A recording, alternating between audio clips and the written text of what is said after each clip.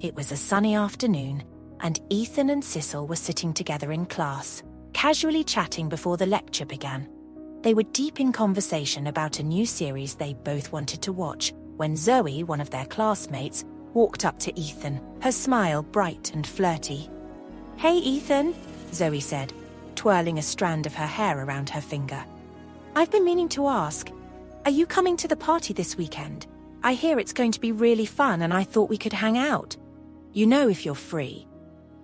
Sicil felt an instant pang of annoyance. The way Zoe leaned in close to Ethan, the way her voice turned syrupy, was impossible to miss. Sicil's hands clenched and she shifted uncomfortably in her seat. Ethan, ever the oblivious one, simply smiled back. "Oh, I'm not sure. I haven't thought about it yet." Zoe's eyes sparkled as she leaned in a little more. "Well, you should definitely come. I promise you won't regret it."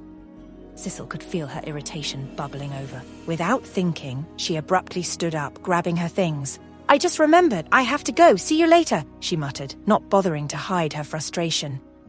Ethan blinked in confusion, watching her leave. "Wait, Sicil, what's up?" he called after her, but she was already out the door. The next day, Ethan found Sicil in their usual spot under the oak tree. She was sitting with her arms crossed, clearly in a bad mood. He sat down beside her, puzzled by her behavior. "Sicil, what happened yesterday? You just walked out and you've been acting weird ever since," he said, genuinely confused. Sicil glanced at him, her lips pressed into a thin line. She hadn't been able to shake off the irritation from the day before, and she wasn't entirely sure why. "Nothing happened," she muttered, though the sharp edge in her voice betrayed her. Ethan raised an eyebrow. "Doesn't sound like nothing." Sicil exhaled sharply, her frustration spilling over. "Fine. You want to know what happened? I didn't feel like sitting there watching Zoe flirt with you like you're some kind of prize." Ethan's eyes widened in surprise. "Wait, what? Flirting? I didn't even notice." "Of course you didn't," Sicil snapped, cutting him off. "She was practically throwing herself at you and you didn't even care. You just sat there smiling like an idiot." Ethan blinked, finally realizing what was going on. A slow smile spread across his face as understanding dawned on him. "Wait, are you jealous?" Sicil scoffed, her cheeks flushing slightly. "No, I mean, yes, okay, maybe a little, but that's not the point." Ethan's smile softened, and he leaned in closer, his voice gentle. "Sicil, you don't need to be jealous. I'm not interested in Zoe or anyone else." Sicil crossed her arms tighter, her expression still defensive.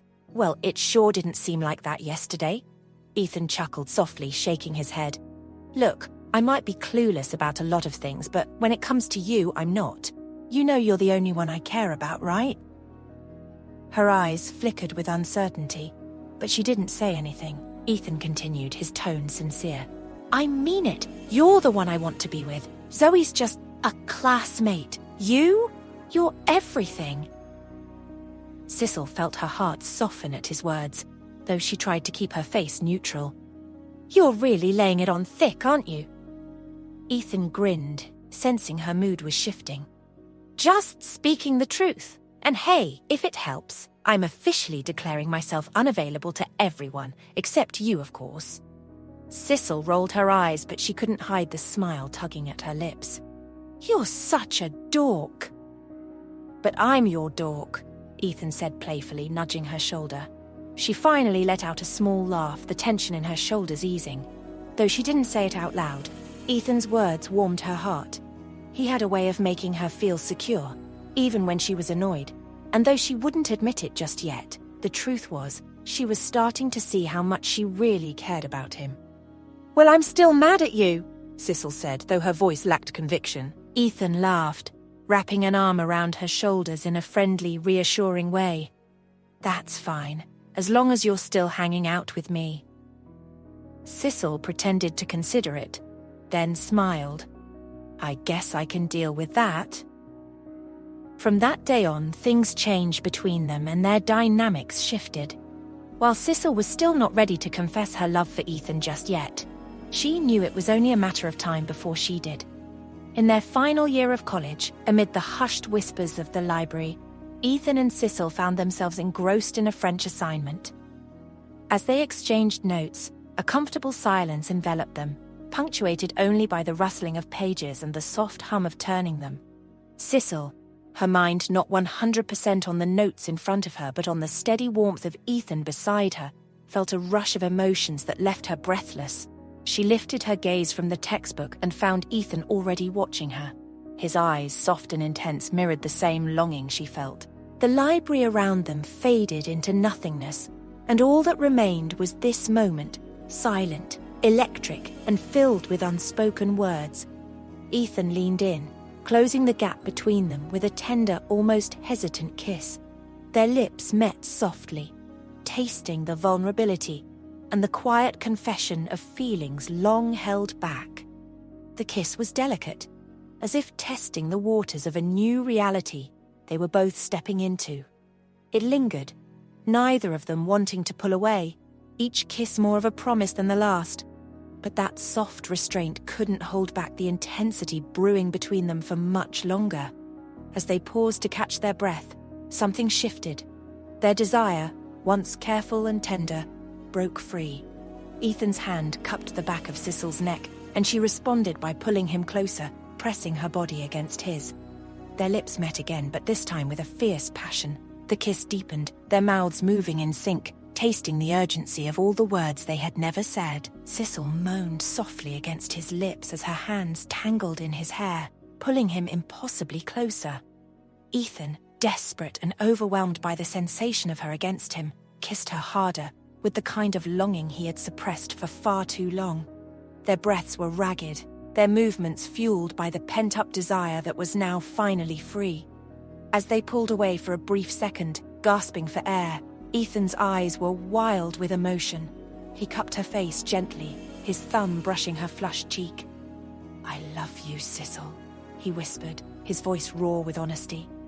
"I've loved you for so long. Please say something," he implored her. "Your silence, it's killing me." For a moment, Sicil just stared at him, her heart thundering in her chest. The weight of his words, of his love, hung in the air between them. Then, with her eyes locked onto his, she smiled. A smile that held all the unspoken things she had never dared to say before. And then she finally whispered, "I love you too, Ethan," her voice trembling. The words were barely out of her mouth when she leaned in again, kissing him with renewed urgency. This kiss was slower, but filled with certainty, a seal on everything they had just confessed. It was as if time had stopped, and in that kiss, they weren't just two friends discovering their love. They were everything to each other. Nothing else mattered. The sun, now lower in the sky, cast a golden glow through the library window, warming their entangled forms. When they finally broke apart, breathless and flushed, they both laughed softly, the tension between them replaced by something more comfortable, something real. Ethan chuckled, his forehead resting against hers. "You know, we just broke about 20 library rules." Sicil smirked, brushing her thumb over his lips. "Worth it," she said with a grin, her eyes sparkling with mischief. She pulled back slightly, her hand still resting on his chest, feeling the quick beat of his heart beneath her palm. "But next time, maybe we should find a place that doesn't have surveillance cameras." Ethan burst out laughing, the sound echoing through the quiet aisles of books. "Leave it to you to think about getting caught after we've been making out for 10 minutes. Sicil laughed too, her face still close to his. "Well, one of us has to be the responsible one." Ethan smirked, pulling her closer. "Let's not be responsible just yet." Their laughter faded into another kiss, this one playful, lighter than the ones before, but still filled with all the love they had just confessed. From that day forward, their relationship was forever changed, but in the best way possible. What had once been a friendship was now an undeniable, all-consuming love.